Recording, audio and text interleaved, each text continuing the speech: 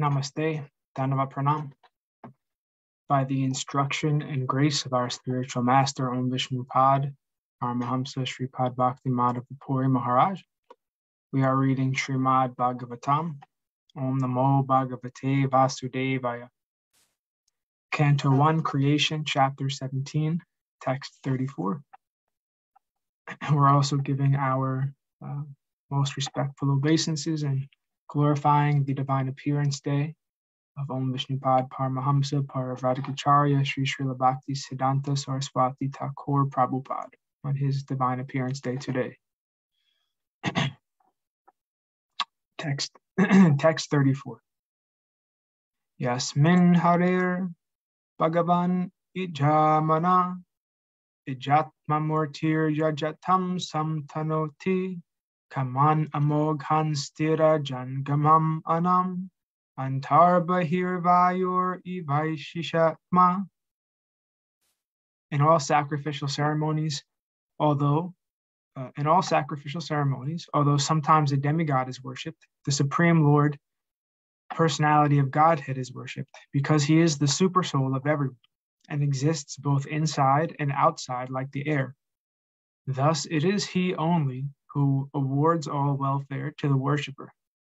Purport. It is even sometimes seen that demigods like Indra and Chandra are worshipped and offered sacrificial awards. Yet the rewards of all such sacrifices are awarded to the worshipper by the Supreme Lord, and it is the Lord only who can offer all welfare to the worshipper. The demigods, although worshipped, cannot do anything without the sanction of the Lord, because the Lord is the super soul of everyone, both moving and non-moving. In Bhagavad Gita 9.23, the Lord himself confirms this in the following shloka.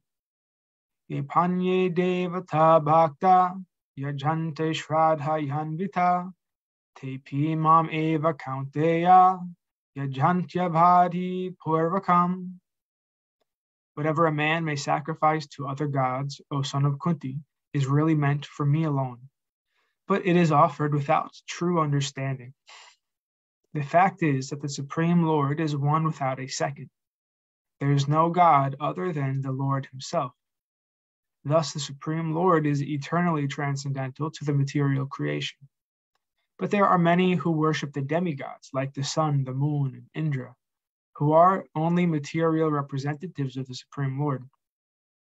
These demigods are indirect, qualitative representations of the Supreme Lord.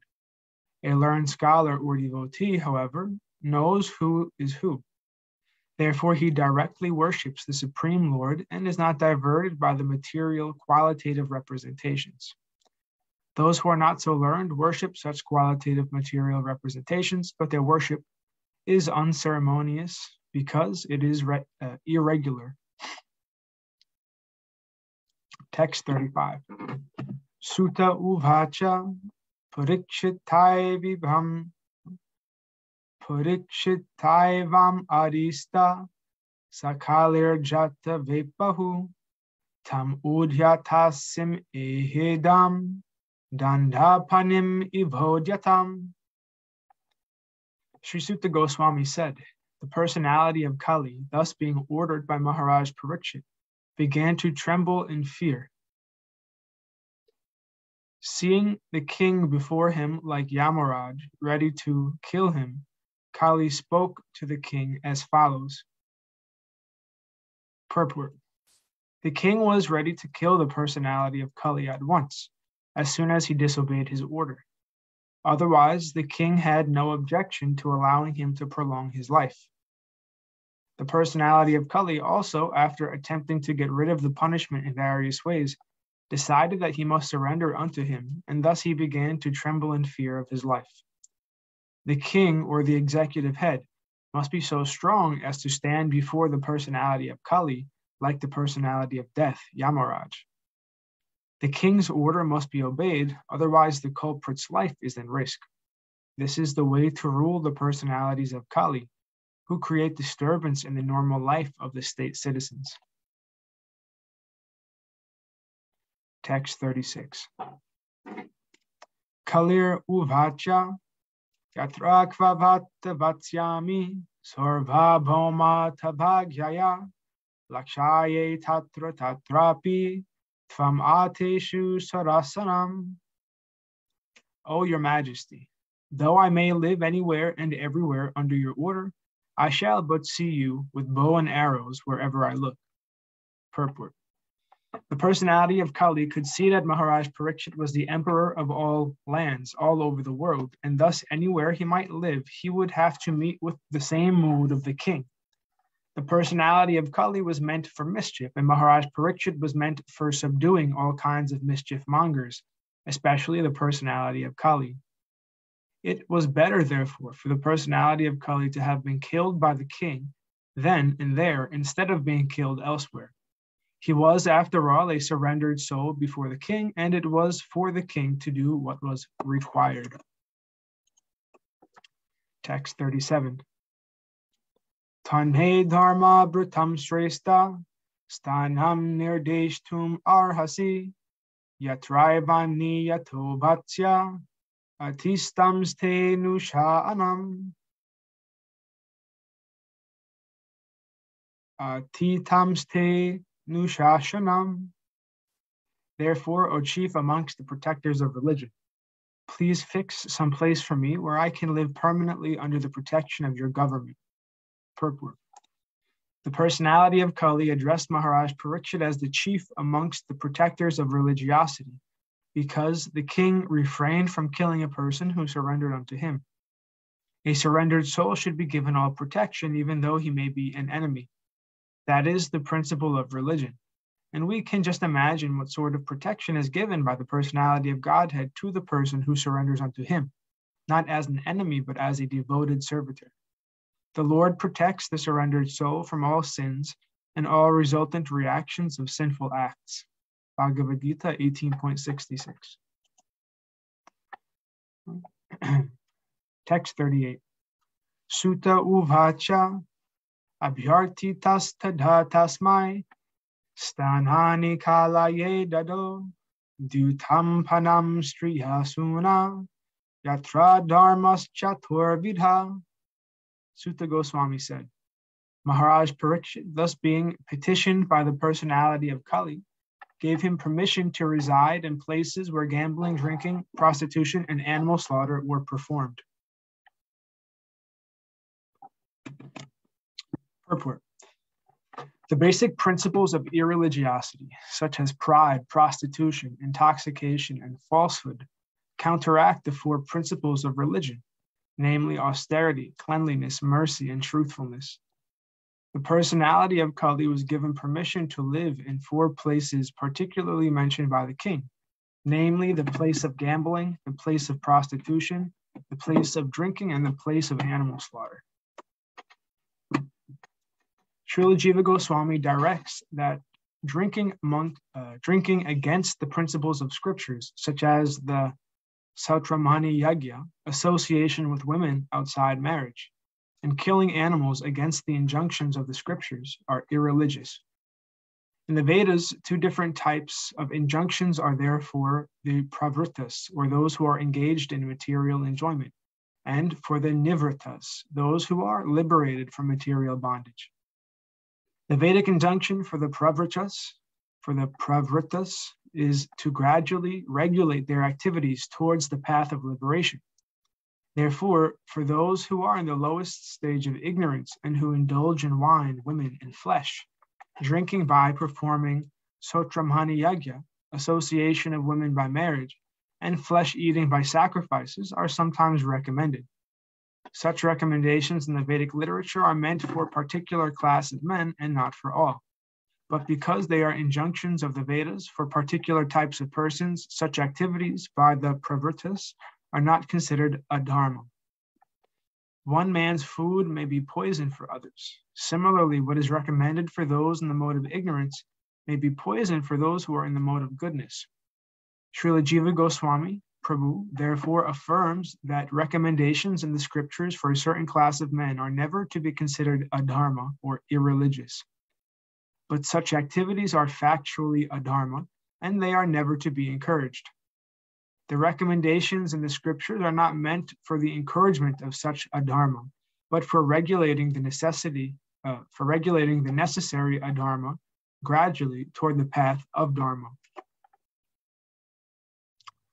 Following the footsteps of Maharaj Parikshit, it is the duty of all executive heads of states to see that the religious principles, namely austerity, cleanliness, mercy, and truthfulness, are established in the state, and that the principles of irreligion, namely pride, illicit female association or prostitution, intoxication, and falsity, are checked by all means. And to make the best use of a bad bargain, the personality of Kali may be transferred to places of gambling, drinking, prostitution, and slaughterhouses, if there are any places like that. Those who are addicted to these irreligious habits may be regulated by the injunctions of the scripture. In no circumstances should they be encouraged by any state. In other words, the state should categorically stop all sorts of gambling, drinking, prostitution, and falsity. The state which wants to eradicate corruption by majority may introduce the principles of religion in the following manner. 1.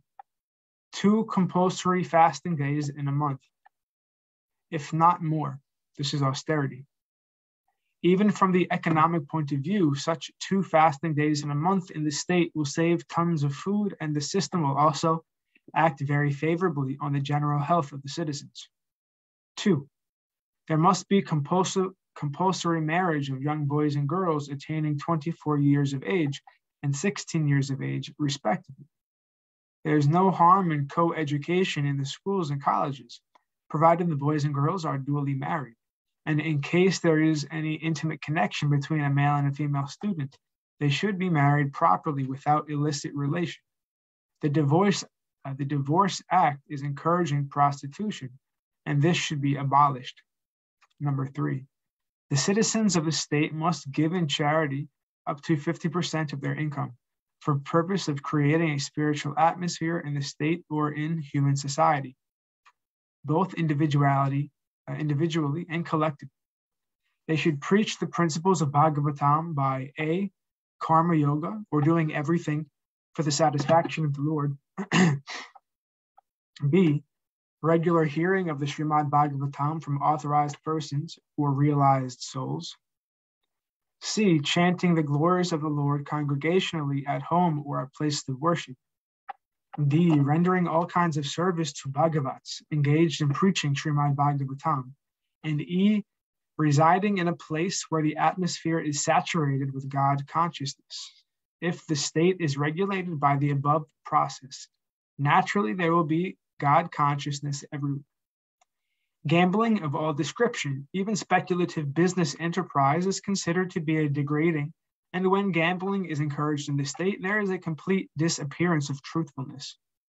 Allowing young boys and girls to remain unmarried more than the above-mentioned ages and licensing animal slaughterhouses of all description should be at once prohibited. The flesh eaters may be allowed to take flesh as mentioned in the scriptures and not otherwise. Intoxication of all description, even smoking cigarettes, chewing tobacco, or drinking of tea, must be prohibited. Text 39. Punaschayachamhanaya jatarupam madhat prabhu tatonritam madham kamam rajon varam cha panchamam. The personality of Kali asked for something more.